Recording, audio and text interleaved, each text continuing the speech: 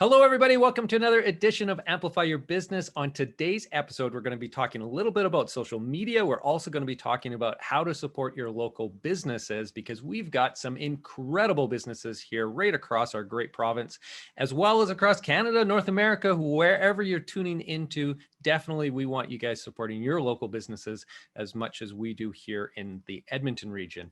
And on today's episode, I have a special guest because Linda has done it all, it seems like. She is so busy, and I don't know how she does it, but she manages to squeeze in a tremendous amount of things into her busy day. Linda, Hoang, please tell us a little bit about yourself and how the heck you manage to do all these amazing programs and initiatives that you've got going. Well, thank you so much for having me. My name is Linda. I am an Edmonton-based social media strategist, but I'm also fairly well-known, at least in the Edmonton and Alberta area, blogger slash content creator. I think the sort of cringy term would be influencer. Yeah. So I like to say content creator is less cringy for people, but yeah. So I guess half of my work is working with different companies to help them with social media strategies and plans and managing their social media, and then the other half of my business is working with companies still, but in that specific case, they're working with me because they want me to write about them, blog about them, share photos and social media content about them from that kind of influencer content creating capacity.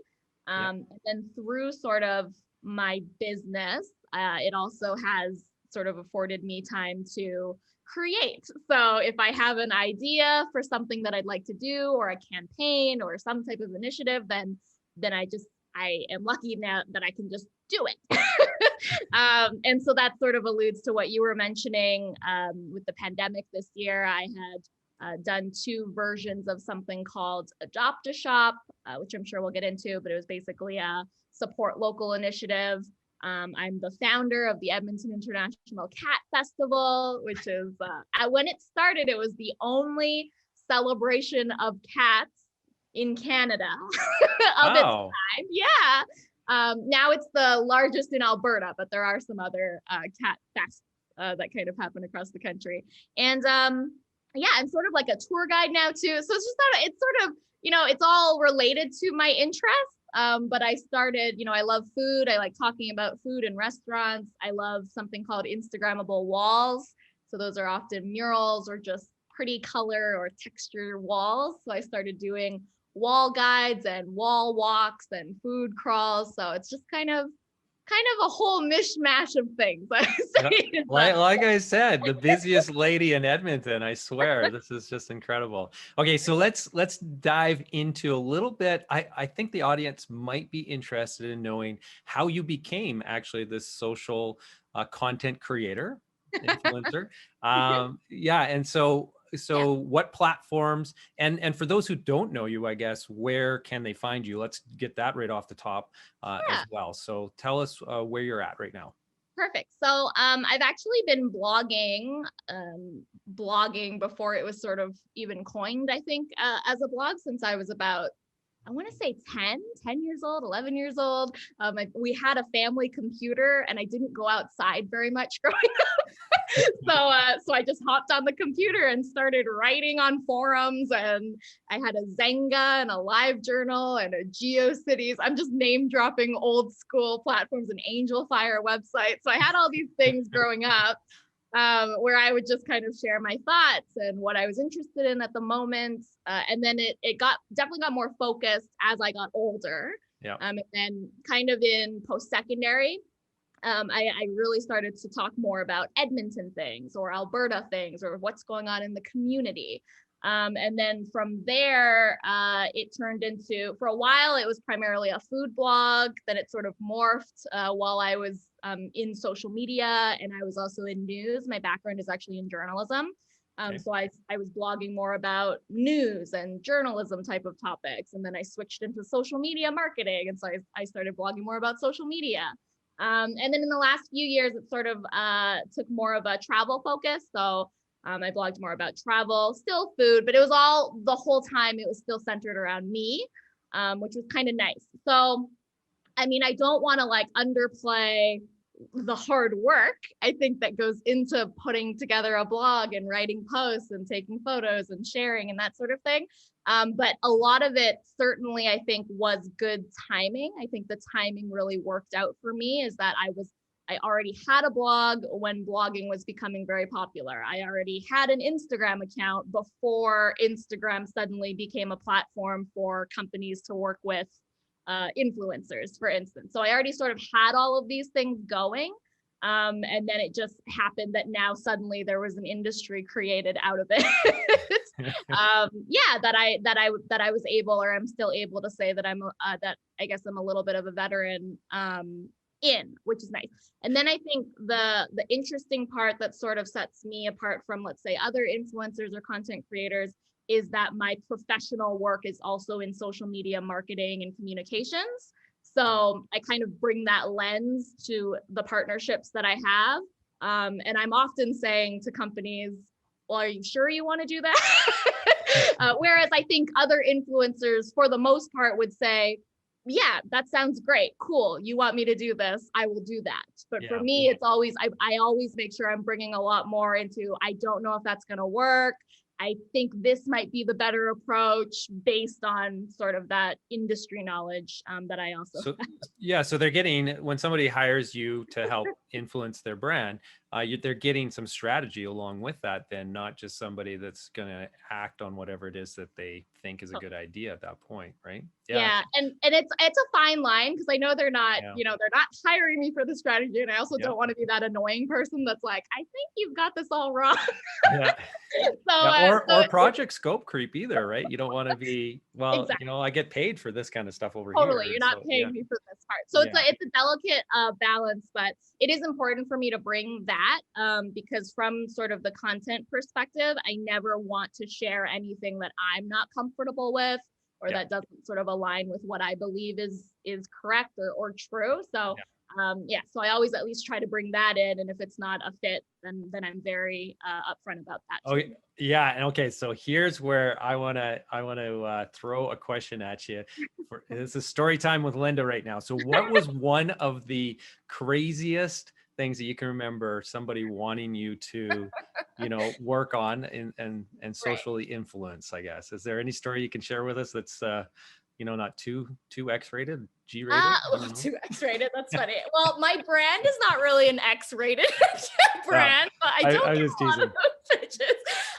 You know, honestly, I get a lot of crazy pitches where I'm like, they think that I'm going to do all this work for, you know, $50 or something like that, you know? And so that sort of is more where my crazy stories are. I do remember venting quite a bit about one partnership I had where they wanted me to basically recreate Thanksgiving a month before Thanksgiving, which I think is fine to do if you're a business and you're doing a photo shoot about Thanksgiving. Yeah, let's bring some people together and do a big Thanksgiving meal.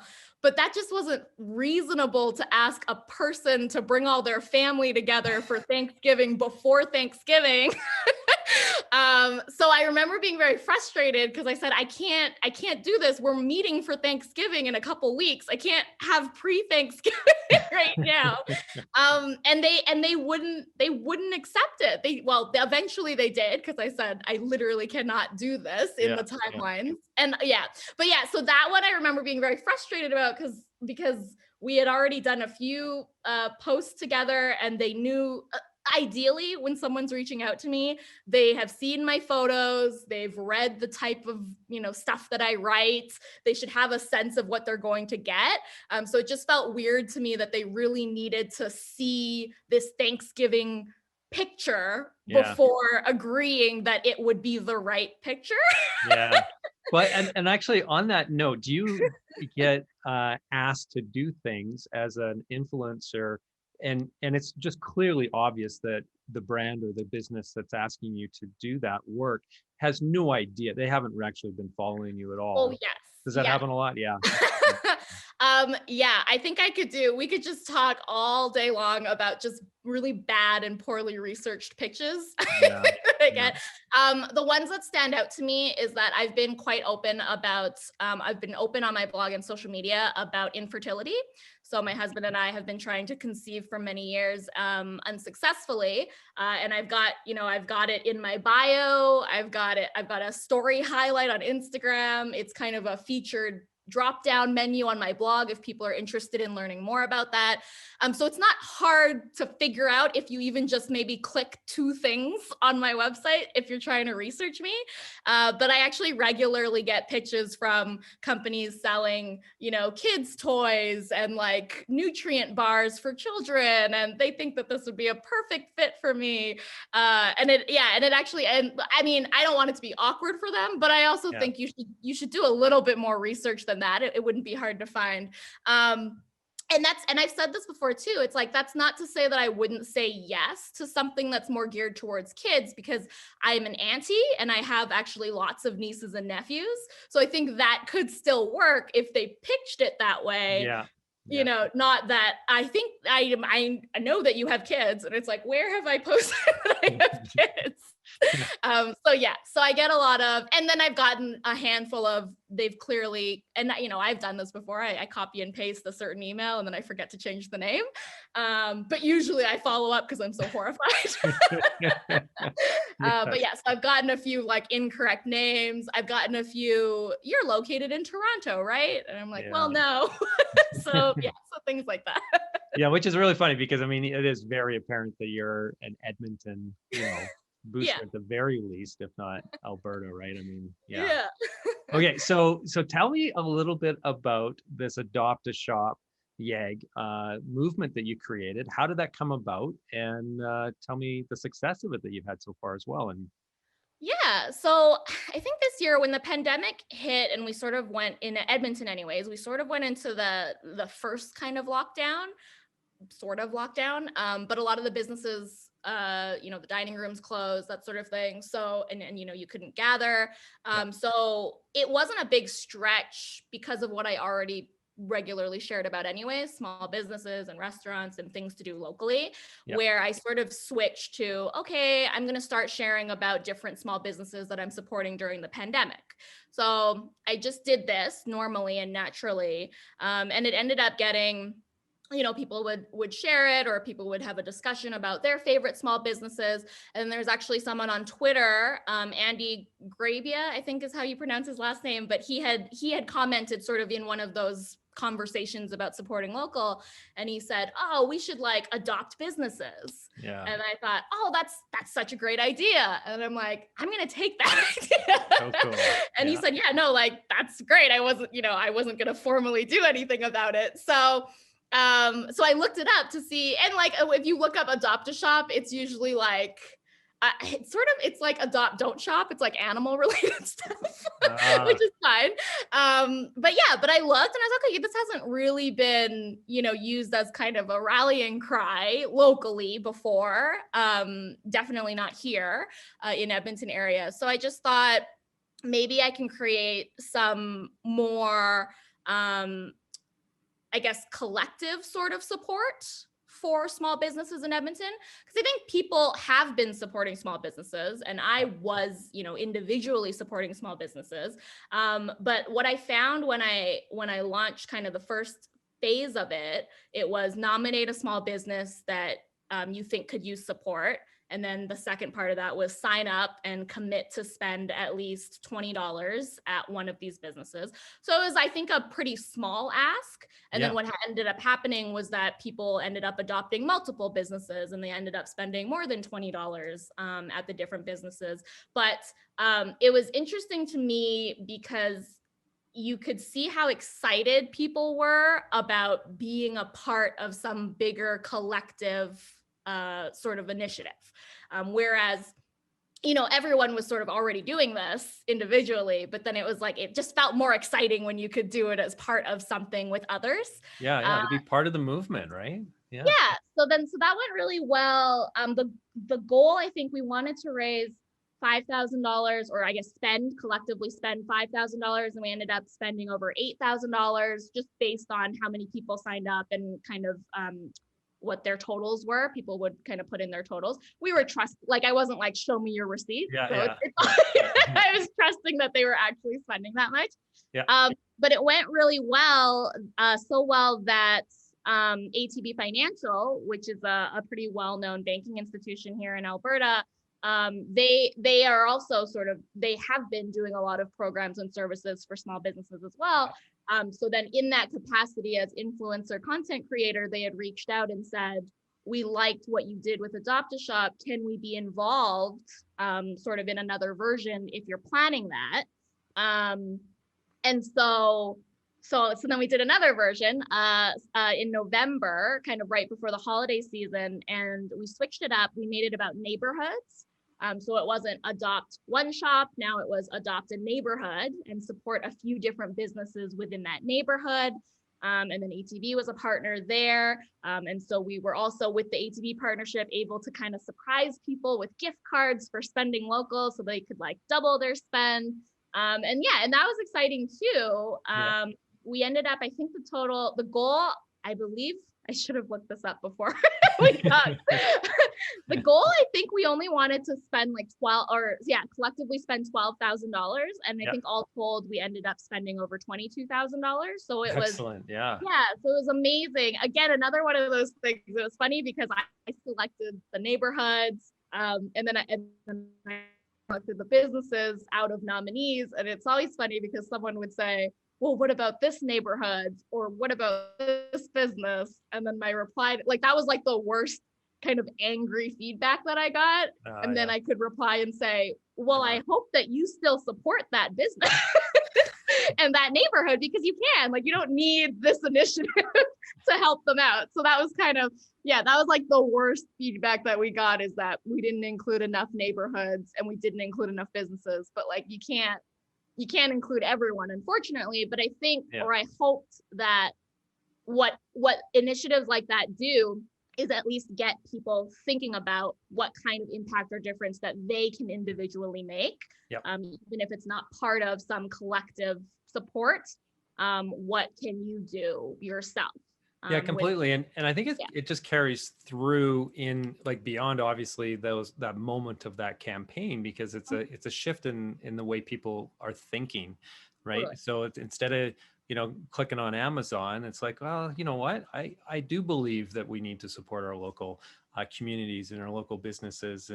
And so then they start to shift their behavior just ever so slightly. So that 24,000 or whatever it was that you guys were able to raise on that second one or spend collectively, it's much more of a magnitude than that. Like, it'd be just probably hundreds of thousands of dollars that have probably spun out of that. And so I applaud you for having, the foresight to basically, well, maybe not so much the foresight, because it sounds like in this case, it was just something that you thought was important. You wanted to run with that idea, but just you having the platform to be able to do that. And so the initiative that you took, so I really applaud you for that. And on behalf of all businesses, I just really, really am thankful that there are people like you out there who are doing these things, because it's tough. This is a tough year, as you know. I mean, your family as well is a small business, right? Who's gone through this whole thing. Yeah. And that probably, part of that also, I would say, spurred sort of that desire, or that increased desire during the pandemic to really call out to and support small businesses, is because my parents had struggled. They were, so I tried to make a rule where if a business is featured in